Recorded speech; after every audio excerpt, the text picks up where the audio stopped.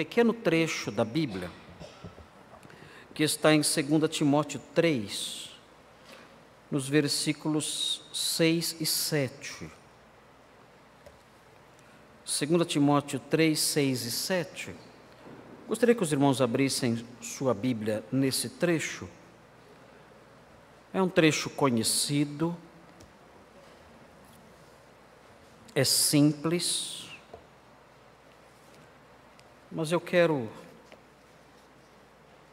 tecer alguns comentários sobre esse texto com os irmãos, pelas razões que eu vou mencionar daqui a pouco. 2 Timóteo 3, versículos 6 e 7. O texto diz assim: pois entre estes se encontram os que penetram sorrateiramente nas casas e conseguem cativar mulherinhas sobrecarregadas de pecados, conduzidas de várias paixões, que aprendem sempre e jamais podem chegar ao conhecimento da verdade. Eu quero falar alguns minutos sobre esse texto com vocês, porque nós estamos avançando na história da humanidade. Estamos caminhando, indo para frente na história da humanidade. É óbvio, isso é lógico, isso é evidente. E quando nós recordamos isso, essa obviedade, com uma intensidade maior, nós devemos lembrar que nós estamos vivendo os últimos dias. 2018 faz parte dos últimos dias. E como nós sabemos isso? Como nós podemos afirmar que 2018 faz parte dos últimos dias?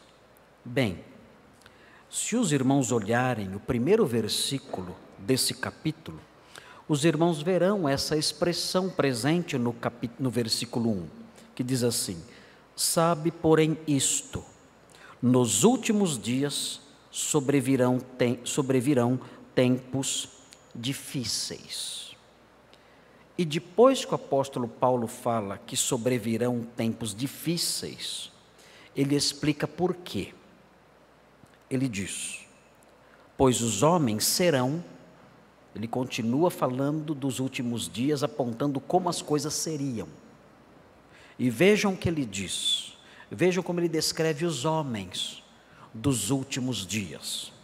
Ele diz: os homens serão egoístas, avarentos, jactanciosos ou orgulhosos, arrogantes, blasfemadores, desobedientes aos pais, ingratos, irreverentes, desafeiçoados, pessoas sem afeição natural, implacáveis, você não conseguirá contê-los, caluniadores, sem domínio de si, cruéis, inimigos do bem, traidores, atrevidos, enfatuados, mais amigos dos prazeres que amigos de Deus.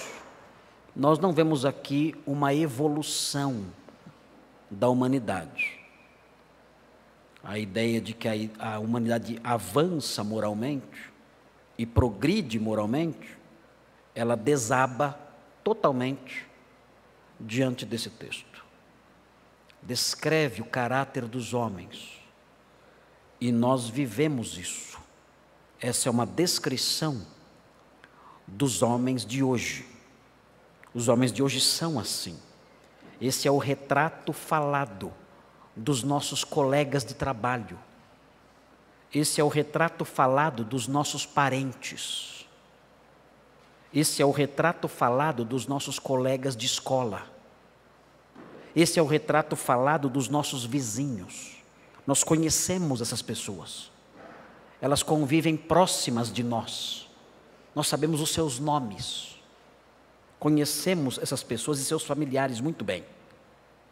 Mas notem, O texto diz no versículo 5, no final, algo interessante. Tendo forma de piedade, negando-lhe, entretanto, o poder. E aí o versículo termina dizendo: foge também destes. Ou seja, de acordo com o apóstolo Paulo, estes homens dos últimos dias já existiam no seu tempo. Tanto que ele diz, eles existirão nos últimos dias, mas veja, é como se os últimos dias já tivessem começado. Porque eles já estão presentes aqui, Timóteo, nos nossos dias. E você tem que fugir deles. E, depois de dizer isso, ele para de tratar esses homens como homens que estão no futuro. Ainda que no começo ele diga, os homens serão, se referindo ao futuro, quando ele chega no finalzinho do versículo 5, e no versículo 6, ele para de falar desses homens no futuro, e começa a tratar esses homens como se já existissem no seu tempo. Ele diz, pois entre estes se encontram os que penetram sorrateiramente nas casas e conseguem cativar mulherinhas sobrecarregadas de pecados. Ou seja, esses homens do futuro já existiam nos dias de Timóteo e já estavam atuando naquela época. E é bom sabermos disso. Por quê? Porque além de termos o retrato falado deles, nós sabemos como eles agem. Paulo não somente sabia como era o caráter deles, pela revelação divina desses homens dos últimos dias, mas ele sabia também como eles agiriam, pelo modo como representantes dessa raça futura já estavam atuando no seu tempo. E se os irmãos olharem esse trechinho que nós lemos, os irmãos vão descobrir dois verbos que descrevem o modo como esses homens iriam trabalhar. Vejam o primeiro verbo, pois entre eles se encontram os que, e aqui vem uma expressão que na língua grega é um verbo só. Eles penetram sorrateiramente. Nós não temos um verbo na nossa língua que transmita a ideia presente nessas duas palavras. Talvez um verbo seria esgueirar-se. Eles se esgueiram. Ou uma outra forma, talvez, de pintar um quadro mental para que os irmãos imaginem o que Paulo tem no seu coração quando ele escreve isso. Esses homens, eles rastejam para dentro de casa. E quando ele diz que esses homens rastejam para dentro das casas, ele os compara a vermes. São vermes rastejantes, que de modo sutil, silencioso, marcado por uma postura sinistra, eles vão entrando lentamente, enganosamente, rasteiramente nas casas, e depois que entram sorrateiramente, as suas intenções são ruins, são más. Quando o texto fala que eles penetram sorrateiramente nas casas, isso significa que eles têm intenções malignas que eles escondem, mas o alvo é entrar na sua casa. Esses homens querem entrar na sua casa. Eles fazem isso ainda hoje, faziam no passado e agora nos últimos dias continuam fazendo. Eles entram sorrateiramente, eles vão se esgueirando e conseguem entrar na sua casa. E aí vem o outro verbo. O texto diz que eles conseguem cativar. E o que é isso? O que é O que é cativar? Eles conseguem obter o controle e ganhar o domínio completo da mente das pessoas nas casas.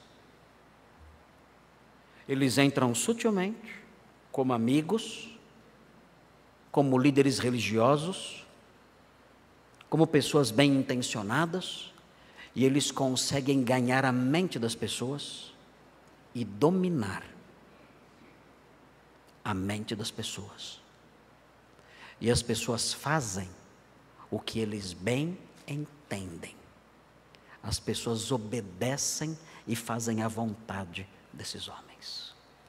Eles se esgueiram, eles rastejam e entram e conquistam. E tendo conquistado, dominam. Existe um escritor antigo. Alguém pode desligar esse ventilador aqui? Rapidinho. É gostoso esse ventinho, mas ele me atrapalha porque fica virando as páginas da Bíblia. Eu gosto desse ventinho, mas agora não dá. Existe um escritor antigo chamado Irineu de Leão.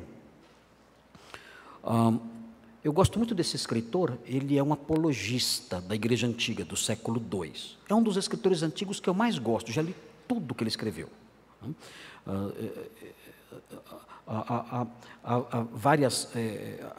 Ele escreveu 2 livros. Um deles é composto de várias sessões.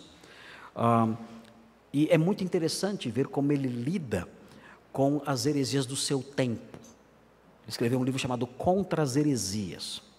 E ele fala que no seu tempo, esses homens, que já existiam nos tempos de Timóteo, de Paulo, esses homens atuavam na Gália, na atual França. E ele conta a história interessante de um líder desses falsos mestres e pastores. Era um falso mestre chamado Marcos. Eu não concordo muito com esse nome dele, não acho muito bom. Ele chama Marcos, né? Mas é o nome dele. E esse herege, chamado Marcos, segundo o relato de Irineu, na sua obra Contra Heresias, no primeiro volume, no capítulo 13, no parágrafo 3, ele fala que esse herege, chamado Marcos, lidava com magia. E ele se devotava especialmente à abordagem de mulheres. E ele abordava mulheres de nobre nascimento, mulheres que se vestiam muito bem e mulheres que tinham dinheiro.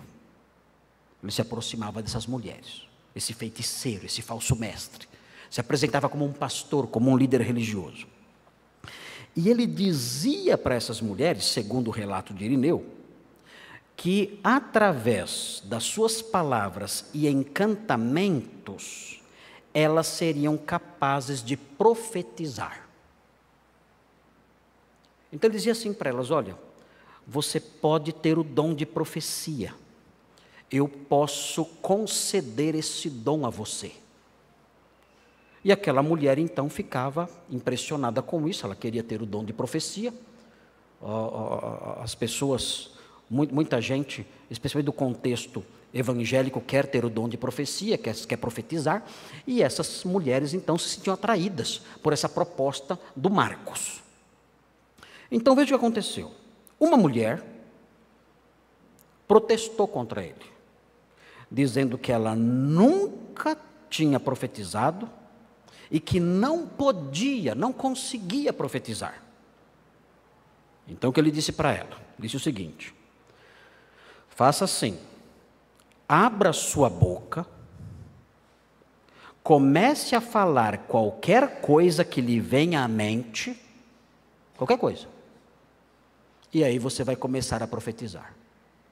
Você já viu isso em algum lugar? Já viram isso em algum lugar? Foi o Marcos que inventou. Pastor Marcos não, o falso pastor Marcos aqui. Abra a sua boca e o que vier, começa a falar. Começa a falar.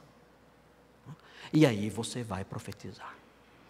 Essa mulher seguiu o conselho e começou a falar o que vinha na cabeça, o que dava na telha, como diziam os jovens aí, né? Os jovens falam ainda isso? Dava na telha? Não, eu falava quando era jovem, né? Começaram a falar o que dava na telha, e ela começou, eu estou profetizando. E ela ficou tão impressionada com isso, com o dom que ela recebeu de profetizar, que ela deu uma grande fortuna para esse falso mestre, e não somente isso. Ele conseguiu fazer com que ela compartilhasse com ele não somente o dinheiro que ela tinha, mas ele conseguiu convencê-la também a partilhar o corpo dela com ele, dizendo para ela: olha, se você se unir a mim, se nós formos um só, nós teremos uma força maior. E ela então começou a ter relações com esse homem. E Irineu descreve isso como uma das práticas comuns daqueles dias dos falsos mestres. Algo que se encaixa perfeitamente nesse texto. Esse falso mestre, ele entrou sorrateiramente na casa, com palavras bonitas, com promessas bonitas, conseguiu cativar aquela mulher, com promessas religiosas, e obteve no final favores financeiros e favores sexuais dela. Isso acontece hoje da mesma forma. O que esse falso pastor Marcos fez é feito hoje em dia por muitos falsos mestres por aí afora. Mas o que é curioso notar não é somente os verbos que descrevem o modo de agir desse homem, mas o que é curioso notar também é o perfil das suas vítimas. As vítimas desses homens têm um perfil bem desenhadinho nesse texto. E eu vou enunciar os traços desse perfil para os irmãos, para que os irmãos avaliem suas vidas, e se perceberem que tem algum desses traços na sua vida, por favor, tenham por propósito, neste ano que está se iniciando, apagar esse traço da sua vida, depressa. Porque os traços que eu vou mencionar aqui são os traços das vítimas dos falsos mestres. Todo falso mestre tem sucesso com as pessoas que eu vou descrever aqui, à luz do texto que está diante de nós. O texto que está diante de nós mostra um perfil da vítima. Como é a vítima? Ele mostra o perfil da vítima. E essa vítima tem 3 traços. O primeiro traço da vítima aparece aí logo no comecinho do versículo 6. O texto diz assim no versículo 6: pois entre estes se encontram os que penetram sorrateiramente nas casas e conseguem cativar mulherinhas. Mulherinhas. O que são mulherinhas? Uma mulher pequenininha, é isso? Existe uma conotação moral aqui. Quando o apóstolo Paulo usa a expressão mulherinha, ele não está falando do tamanho da mulher, se ela é grande ou pequena. Não é isso. Não está olhando a altura dela. Não está olhando o peso dela. Os irmãos fiquem tranquilos quanto a isso. Ele não está olhando nem a altura nem o peso. Quando ele fala mulherinha, ele está se referindo a mulheres fracas, moralmente. Mulheres moralmente fracas. E o texto, além de dizer que elas são moralmente fracas, por meio dessa palavra, da palavra mulherinhas, diz que elas são sobrecarregadas de pecados. Significa que elas têm um fardo sobre elas. São várias camadas sobre elas, e várias camadas de pecados que estão ali e que são difíceis de serem removidas. São mulheres que estão esmagadas debaixo de pecado, pecado, pecado, pecado e mais pecado. Todo tipo de pecado.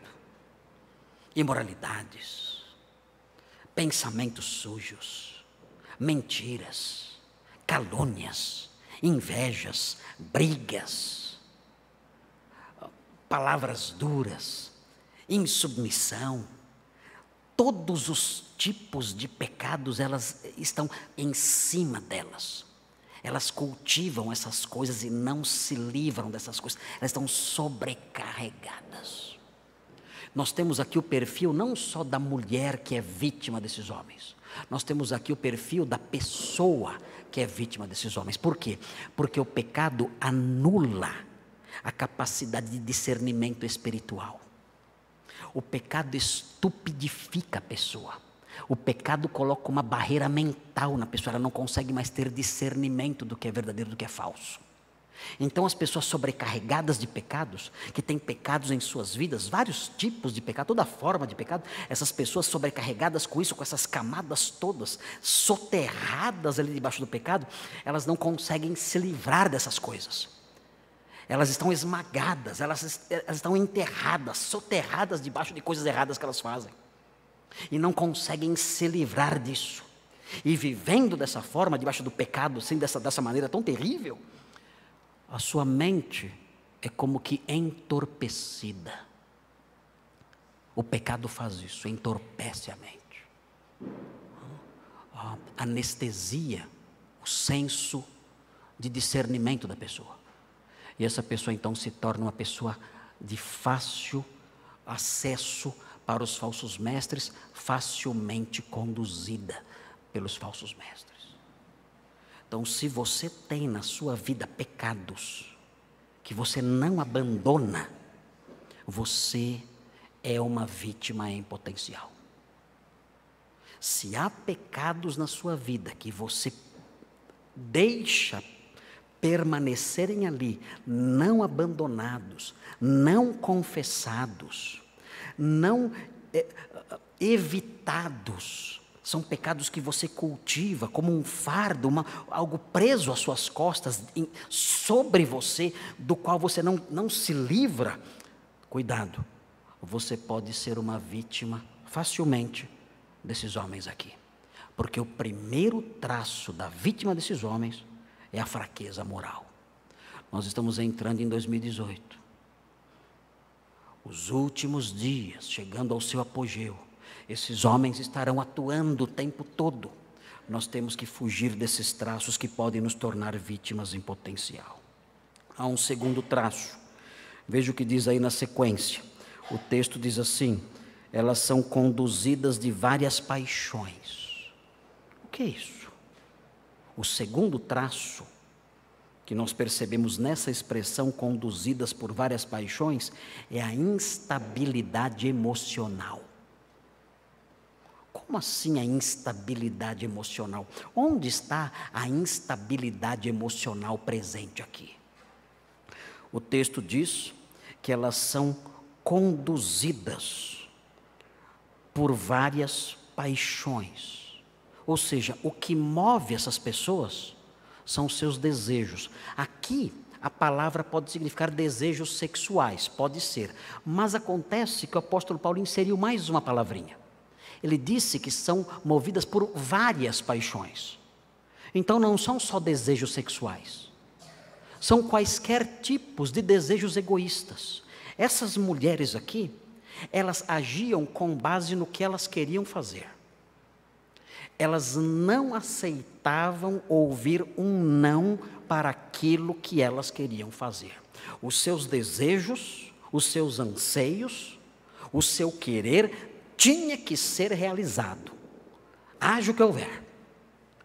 Não ouviam orientações, não ouviam conselhos, não escutavam os pareceres de ninguém, nem de seus maridos, nem de seus pastores, nem de suas amigas cristãs, nem de ninguém. O que importava para elas era apenas o seu desejo. E ai daquele que negasse os seus desejos. Ai daquele que dissesse não. Eram pessoas emocionalmente instáveis.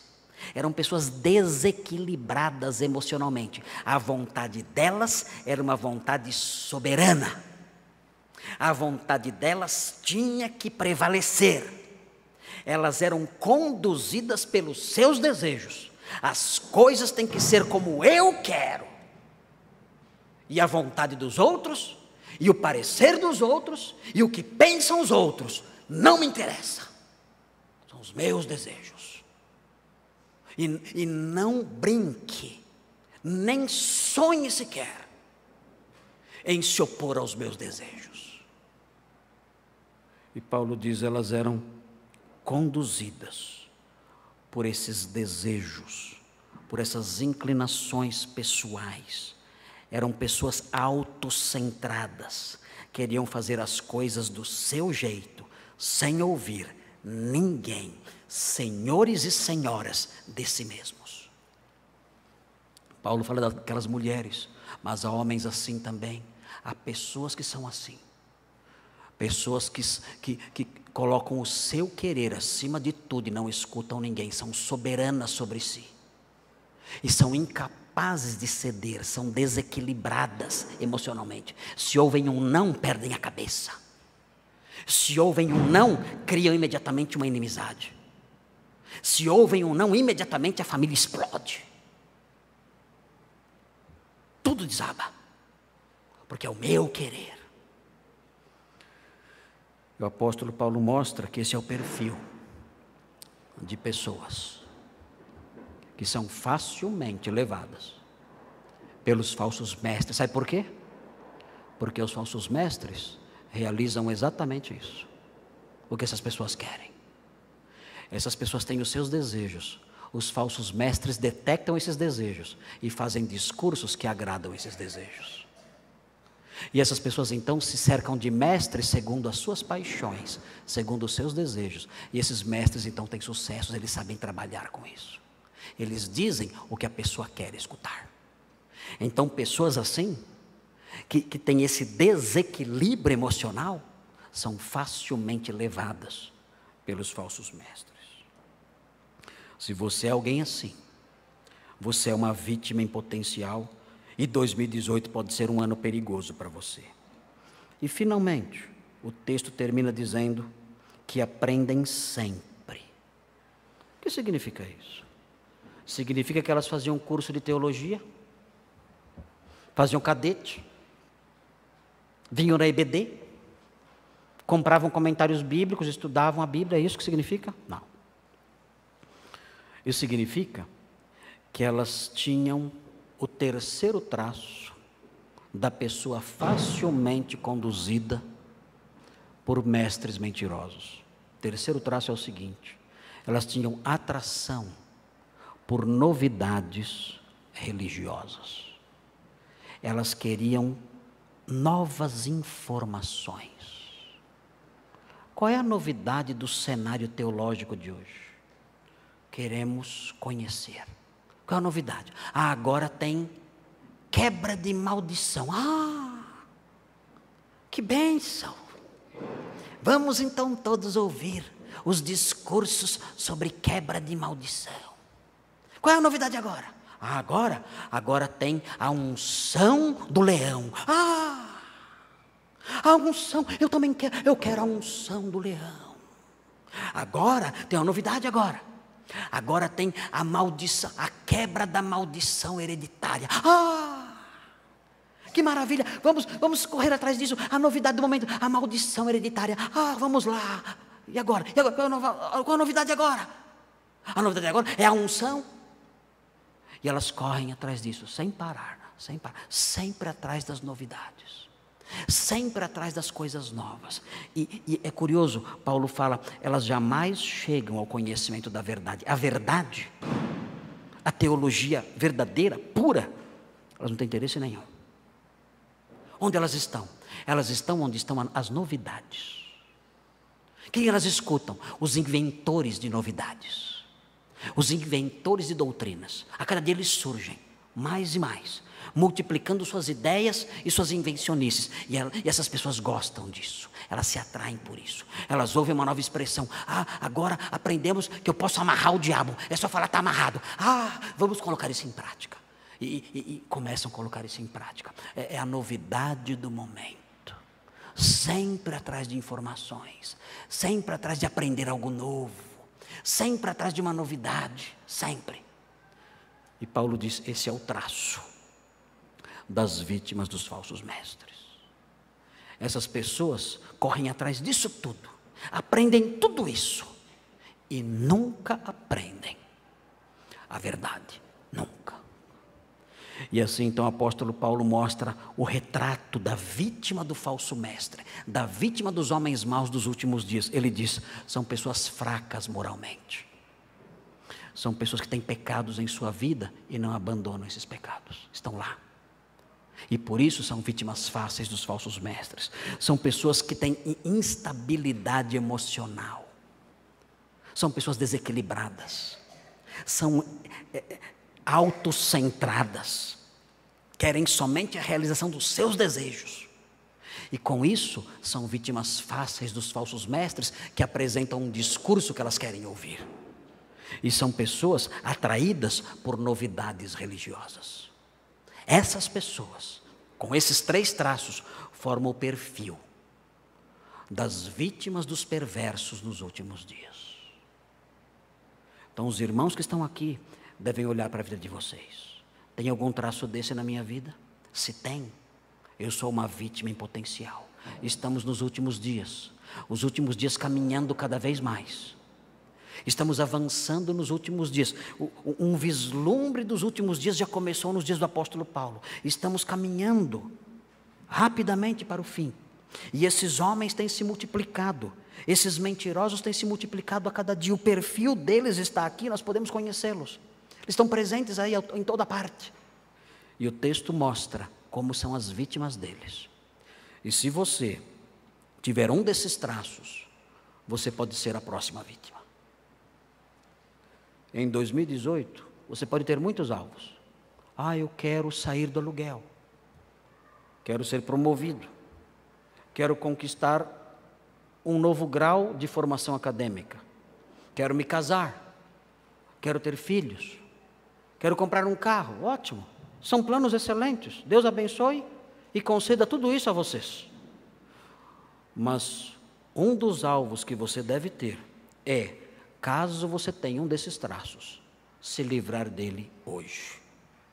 Nós vamos celebrar a ceia do Senhor agora. Você pode dizer ao Senhor, Senhor, eu sou uma pessoa com fraquezas morais. Eu sou uma vítima em potencial. Senhor, eu sou uma pessoa instável, desequilibrada emocionalmente. Eu quero só os meus desejos. Me ajude, eu sou uma vítima em potencial. Senhor, eu sou alguém atraído por essas novidades que há por aí. Eu sou uma vítima em potencial, me ajuda, perdoa-me.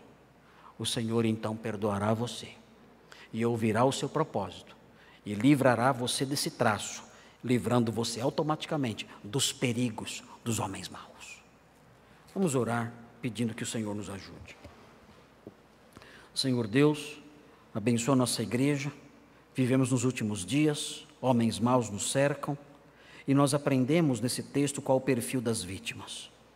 Pedimos que o Senhor nos ajude para que nós não tenhamos nenhum desses traços, que nós não tenhamos, ó Deus, fraqueza moral, instabilidade, desequilíbrio emocional, atração por novidades religiosas, teológicas, doutrinárias, nada disso. Que fujamos dessas coisas, para que sejamos crentes maduros, sólidos, firmes, e não caiamos nas malhas desses homens perversos que destroem vidas, casas, famílias, futuros, que nos mantenhamos longe dessas pessoas. Ajuda-nos nisso. 2018 está chegando. São dias maus, são os últimos dias.